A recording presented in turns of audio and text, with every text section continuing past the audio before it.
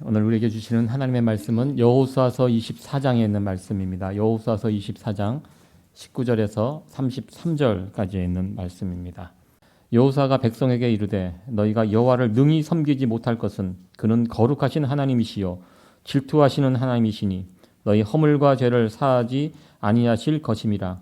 만일 너희가 여호와를 버리고 이방 신들을 섬기면 너희에게 복을 내리신 후에라도 돌이켜 너희에게 화를 내리시고 너희를 멸하시리라.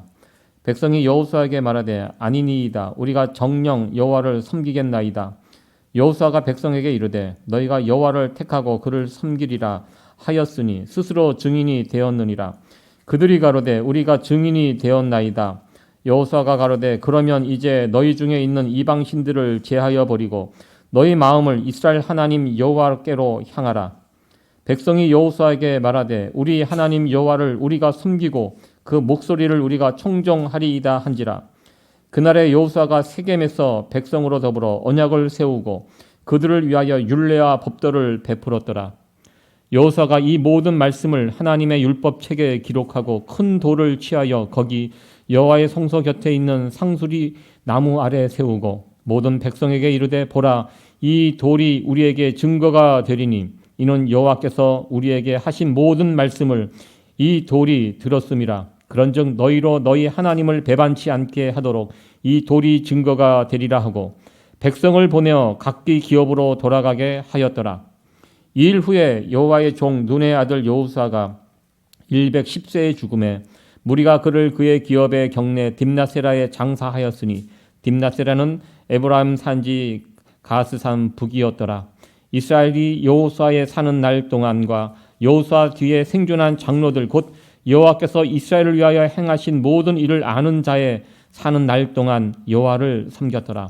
이스라엘 자손이 애굽에서 이끌어낸 요셉의 뼈를 세겜에 장사하였으니 이곳은 야곱이 세겜의 하몰 아비 하몰의 자손에게 금 100개를 주고 산 땅이라. 그것이 요셉 자손의 기업이 되었더라. 아론이 아들 엘르아살도 죽음에 무리가 그를 그 아들 비느하스가 에브라임 산지에서 받은 산에 장사하였더라. 아멘. 오늘부터는 사사기 말씀을 함께 살펴보려고 합니다. 사사기를 살펴보려고 하는데요. 성경은 여호수아서 24장 마지막 장을 그 배경이 되는 성경이 24장이기 때문에 여호수아서 24장부터 이렇게 살펴보려고 합니다. 성경에서 사사기는 여호수아가 죽고 그리고 사무엘 선지자가 등장하기까지 대략 350년 정도의 그 기간을 사사 시대라고 말합니다.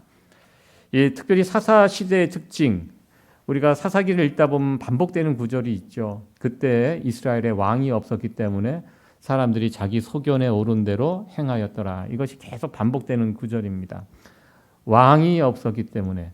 사실 왕이 없지는 않았죠. 누가 있죠? 항상 이스라엘에게는 하나님, 하나님 왕이 되십니다. 하나님을 잃어버리고 사람들이 자기가 왕이 돼서 자기 생각대로, 자기 소견대로 사실 우리가 살고 있는 이 시대의 모습과 참 많이 흡사하지 않습니까? 무엇이 옳은지 사람들이 다 자기가 옳다고 자기 생각대로만 살아가는 이 시대의 특징 아니겠습니까? 이 사사 시대가 그리하였습니다. 그런 시대였기 때문에 이스라엘 역사에 있어서 가장 어두운 시대를 사사 시대라고 이야기합니다. 가장 어둡고 고통스럽고 힘겨웠던 그 시대가 이스라엘 역사의 사사 시대입니다. 사사 시대가 왜 그렇게 어렵고 고통스러웠을까? 먼저 이 부분에 대해서 먼저 생각을 해보려고 합니다. 이 부분을 생각해 보면요, 의문이 들고 또 안타까움이 있습니다. 왜냐하면 이스라엘 백성들이 지금 이제 가나안 땅에 들어갔습니다. 이스라엘 온 백성이 늘 꿈꾸며 살았던 그 꿈이 무엇입니까?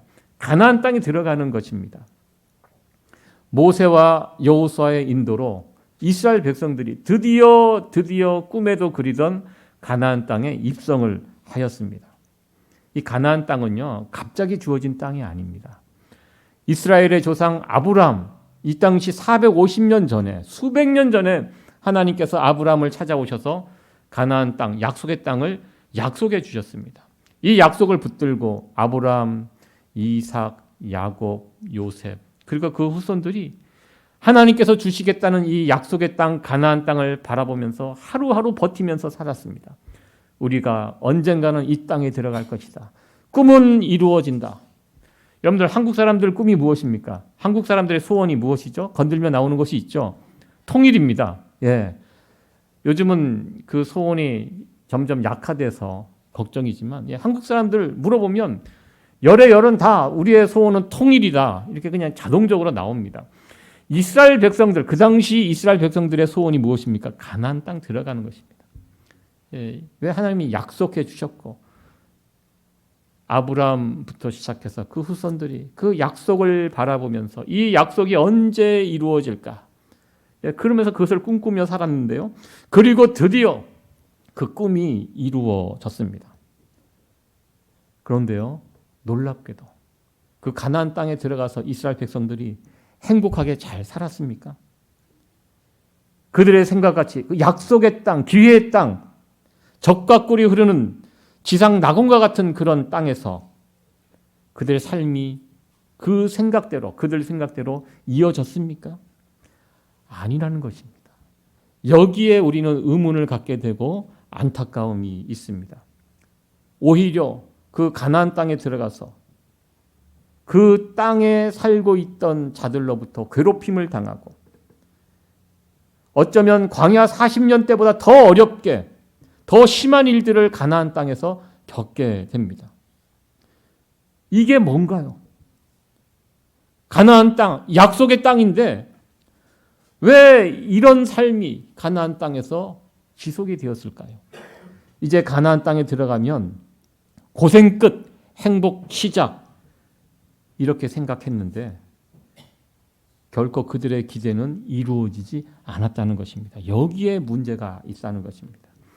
지난주에 이곳에서 뉴스를 봤는데요. 재미있는, 좀 의미 있는 뉴스를 제가 봤습니다. 한국에서 이민 오신 분들 가운데 다시 한국으로 역이민 가시는 그 비율이 2023년 점점 더 늘어나고 있다. 역대 최대의 인원들이 다시 한국으로 돌아가신다는 그런 뉴스를 아마 여러분들도 보셨을 것입니다. 왜 이런 일들이 벌어질까? 여러분들 저 어렸을 때만 해도 미국 하면 살기 좋은 나라, 선망의 나라였습니다. 미국 간다 그러면 굉장히 부러워했습니다. 제가 고등학교 2학년 때 제 친구가 드디어 미국으로 이민 간다고 떠날 때 너무 섭섭하기도 했지만 야 나도 한번 미국 갔으면 좋겠다. 고등학교 때. 예, 그런 마음을 품고 그렇게 미국을 바라봤던 때가 있습니다. 아메리칸 드림이라고 합니다. 영락 그 파트 가운데 아메리칸 드림이라는 그 파트가 따로 있을 정도로 미국하면 꿈의 나라였습니다. 누구나 가고 싶어 하는 나라. 지금도 물론 전 세계 많은 사람들이 미국 와서 살고 싶어 합니다. 여러분들 꿈에 그리던 미국에 와서 여러분들 살아보시니까 어떠세요? 살만하십니까? 아멘 하셔야죠. 미국 좋잖아요. 그런데 그렇게 처음 기대한 것만큼 미국 생활, 여기 오면 고생 끝 행복 시작? 이거 아니잖아요. 살아보시니까. 여기에도 물론 좋지만 힘겨운 일들이 있습니다. 이민자이기 때문에 언어의 장벽, 문화의 장벽, 또 우리는 인종적인 장벽도 알게 모르게 이런 차별, 이런 것들이 있습니다. 뛰어넘어가야 할 장벽들이 이곳에 많이 있습니다. 그래서 많은 분들이요, 이 땅에서 수십 년 살다가 마지막에는 다시 고향 한국으로 돌아가자. 이렇게 해서 한국으로 돌아가는 그런 숫자들이 점점 늘어가고 있다고 합니다. 여러분들은 절대로 돌아가지 마십시오. 제가 이렇게 말씀을 하셨다고. 그러니까 이게 무슨 뜻입니까? 미국에서의 생활이 우리가 생각한 것보다 이 기대만큼 그렇지 않다는 것입니다. 살아보니까. 여러분들 이스라엘 백성들에게 가나안 땅은 꿈의 나라입니다. 꿈의 땅입니다. 그런데 그들이 그렇게 꿈꾸던 땅 가나안 땅에서의 삶이 그들이 기대만큼 이루어지지 못해서 오히려 더 형편없이 떨어지는 이런 모습을 보게 됩니다. 사사시대, 성경의 시대 가운데 가장 어두웠던 시대입니다. 가장 힘들었던 시대입니다. 왜 이런 일들이 벌어졌을까요? 가나안 땅에서의 삶이 결코 쉽지 않을 것이다. 이것을 예상해 주는 성경이 오늘 읽었던 여호수아서 24장입니다. 이것이 사사기의 전체 배경이 되는 그런 말씀입니다. 여호수아는 자신의 죽음을 앞에 두고 이스라엘 백성들을 불러 모았습니다.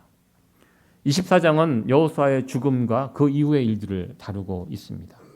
드디어 여호수아를 통해서 가나안 땅 정복 전쟁이 이제 마무리가 됐습니다. 이제 12지파는 이스라엘 12지파는 이제 나누어진 그 땅으로 떠나서 살면 됩니다. 정착하며 살면 됩니다. 이제 집키를 받아들였습니다. 여러분들 집 사서 가실 때 집키 들고 문 열고 들어갈 때 그 기분이 굉장히 좋으시죠? 저도 미국에서 딱 한 번 집을 사봤습니다. 그때 그 행복감, 기쁨, 설렘, 처음 키를 들고 새 집에, 내 집에 들어갈 때 그 설렘과 기쁨이 있습니다. 지금 이스라엘 백성들이 지금 굉장히 설레는 상황입니다. 이제 정복 전쟁이 마치고 다 여호수아를 통해서 어디 살 것인지 12지파 딱 땅들을 다 나눠줬습니다. 이제 흩어져서 살면 됩니다. 아주 신나고 행복한 상황입니다. 그런데 여호수아는 그 이스라엘 백성들을 모아놓고 마지막 유언과 같은 말씀을 전하는데요. 초를 치고 있습니다. 행복하고 들떠있는 이스라엘 백성들에게 유언을 남기는데요. 이런 이야기를 합니다. 하나님 잘 섬겨라. 이것이 아닙니다. 내가 가만히 보니까 너희들 하나님 금방 떠날 것 같은데 그러나 나와 내 집은 여호와만 섬기겠다. 이상한 이야기를 합니다. 당신들도 하나님 섬기십시오. 이 이야기를 해야 되는데 이 이야기를 하지 않고요. 먼저 이게 무슨 뜻입니까? 나와 내 집은 너희들은 하나님을 버릴지라도 나와 내 집은 내 집만큼은 영원히 하나님만 섬기겠다. 이렇게 유언을 남깁니다. 그러니까 이 말을 듣던 이스라엘 백성들이 무슨 말씀을 하십니까? 우리도 하나님만을 섬기겠습니다. 이렇게 다짐합니다. 그 이야기를 듣고도 여호수아는 만족하지 않습니다. 그래? 너희들 정말 하나님만 섬길 수 있어? 예, 그 19절 말씀입니다. 우리 같이 한번 읽어보도록 하겠습니다. 시작. 여호수아가 백성에게 이르되 여호와를 능히 섬기지 못할 것은 그는 거룩하신 하나님이시요 질투하시는 하나님이시니 너희 허물과 죄를 사하지 아니하실 것임이라. 아멘. 예, 나는 나와 내 집은 하나님만을 섬기겠다. 저희도 하나님만 섬기겠습니다. 아니야, 너희들은 못해. 너희 하나님 능히 섬기지 못해. 예, 이 무슨 뜻입니까? 너희는 안 될 거야. 여호수아만큼 이스라엘 백성들을 잘 아는 사람이거든요. 걱정이 되는 것입니다. 이제 곧 죽는데 자기는 이 세상 떠나면 저들이 하나님 버리고 저 발달된 저 세상의 문화, 가나안 문화에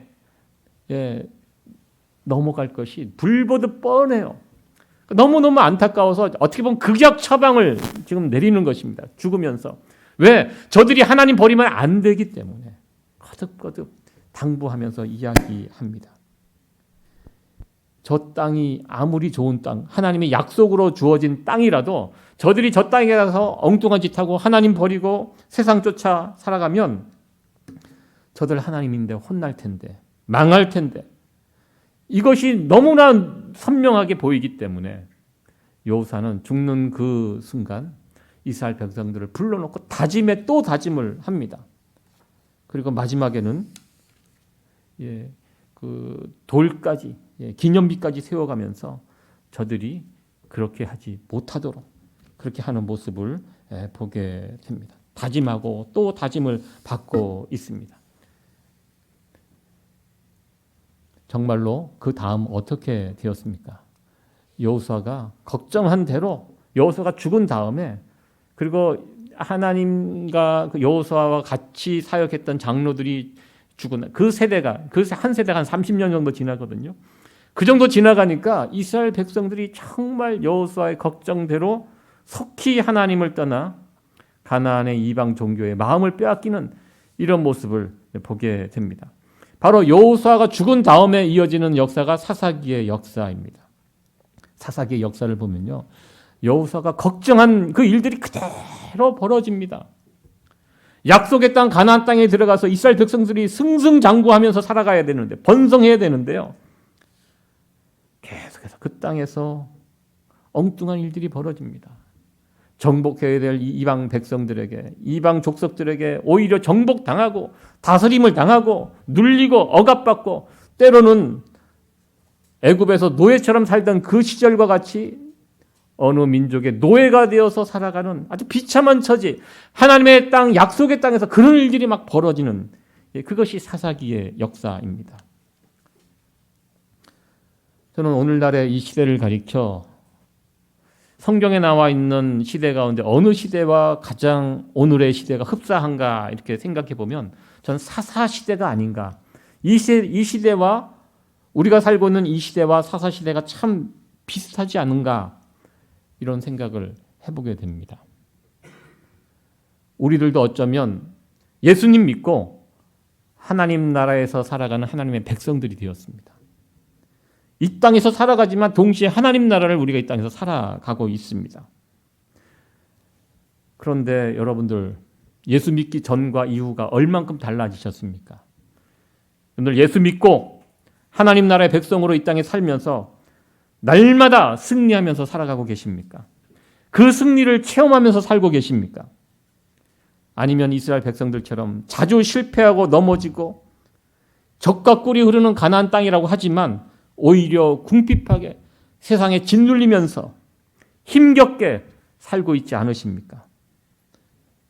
우리는 오해합니다. 예수 믿으면 고생 끝, 불행 끝, 행복 시작, 이렇다고 생각을 했는데, 여러분들 예수 믿고 난 다음 이전과 이후가 뭐가 달라지셨습니까? 여러분들 이 땅에서 날마다 승리를 맛보면서 살고 계십니까? 좀 여러분들 생각과 예상과 좀 다르지 않습니까? 이 땅에서의 우리의 삶이. 내가 하나님 나라의 하나님의 백성인데 내가 이 땅에서 이렇게 살아도 되는가?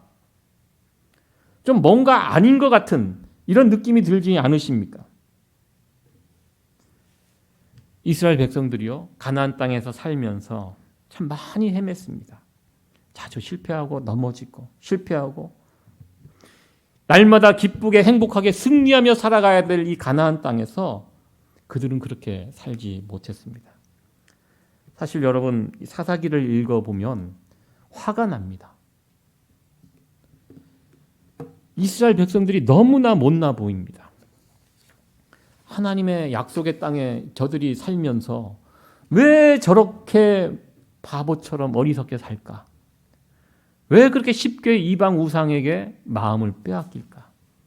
하나님 안에서 만족하지 못하고 조금만 틈나면 세상으로 눈이 돌아가고요, 세상을 향하여 침을 흘리고 결국 세상을 향해 달려가고 결국 하나님 모르는 자들에게 당하고 망하고 허구한 날 이런 잘못을 저지르고 그것을 끝나는 것이 아니면 또 반복합니다.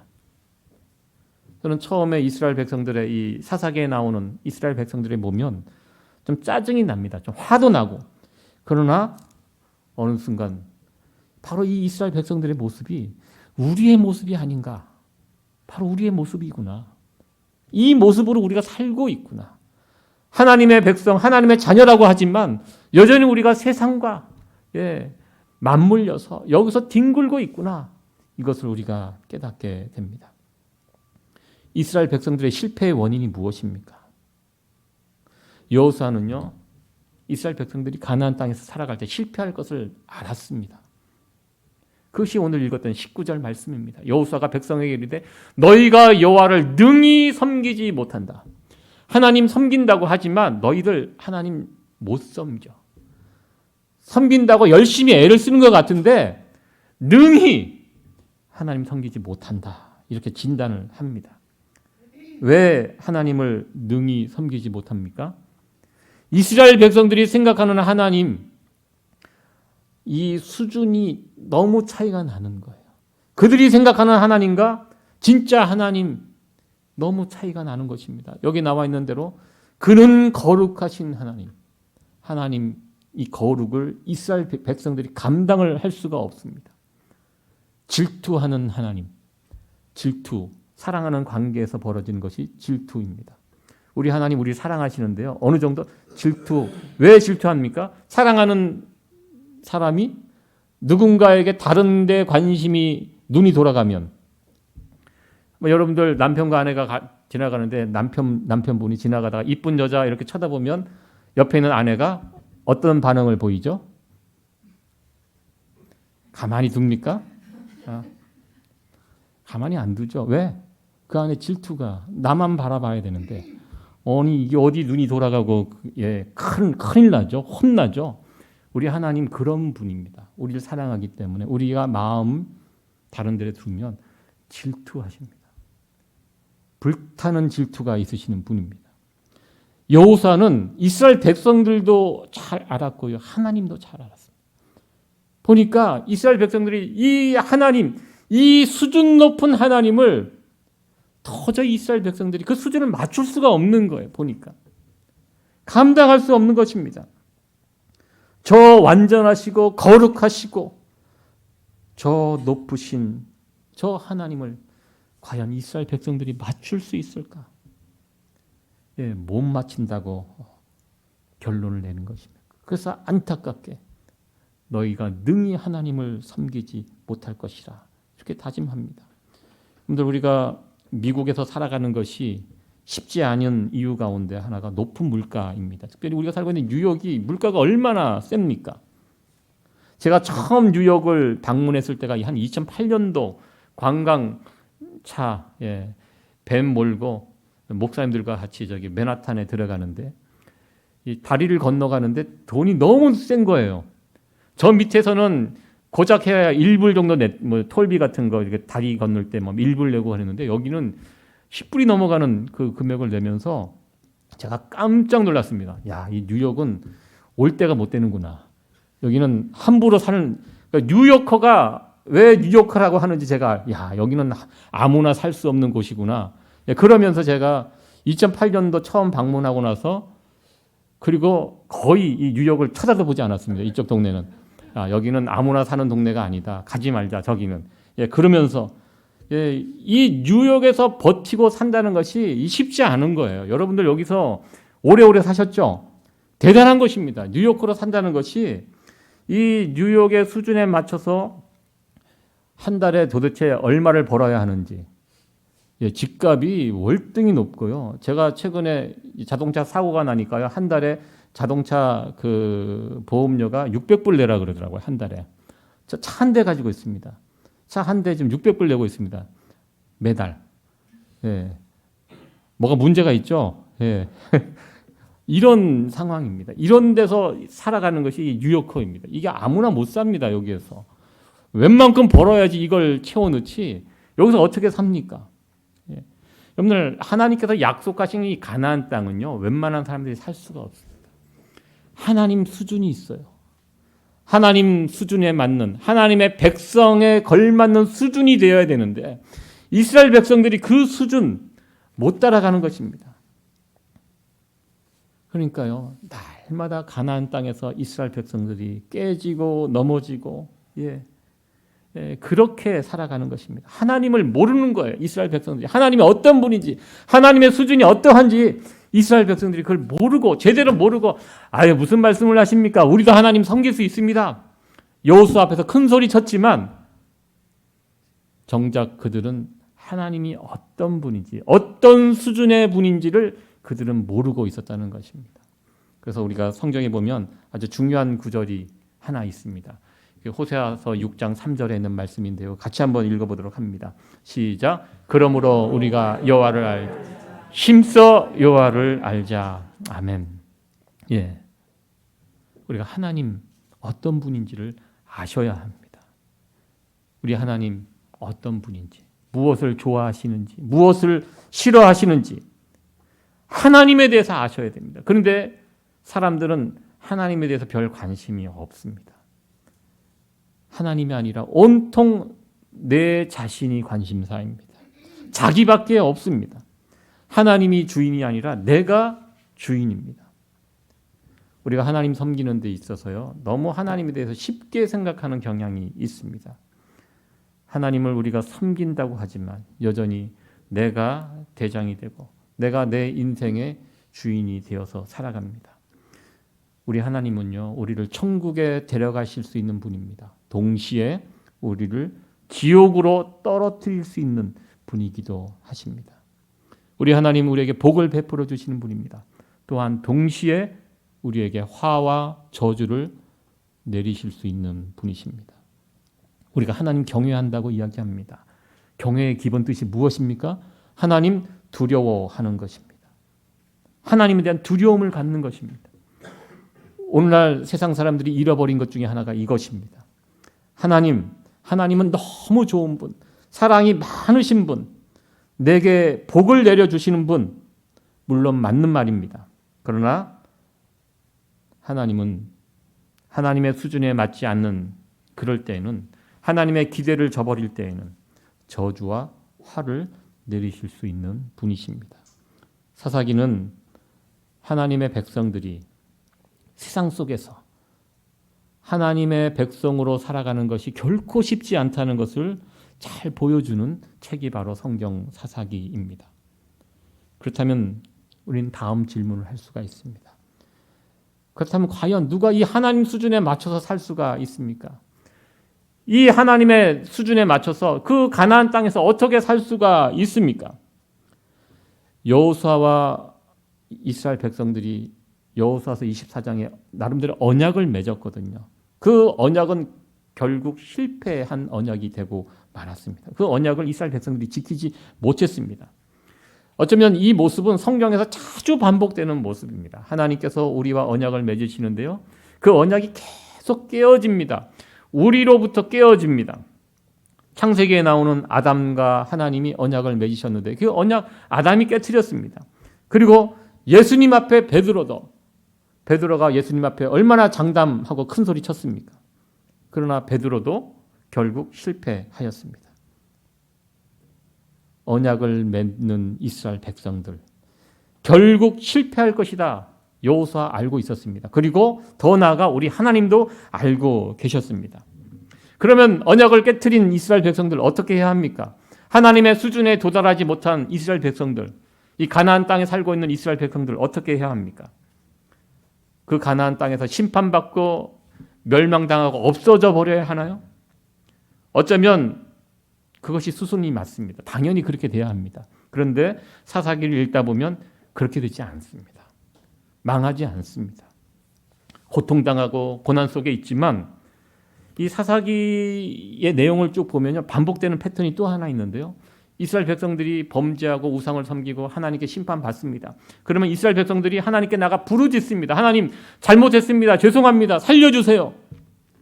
그러면 하나님께서 그때그때 사사를 보내주셔서 구원해 주십니다. 그러면서 성경에서 반복되는 이야기가 사사가 세워지고 나서 40년 동안 평화가 있고 또 어떨 때는 80년 동안 평화가 유지되고, 이런 일들이 사사기가 참 힘든 시기거든요. 근데 힘들고 고통스러운 시기에 40년, 80년, 20년 이런 평화의 시기가, 평강을 누리는 시기가 있습니다.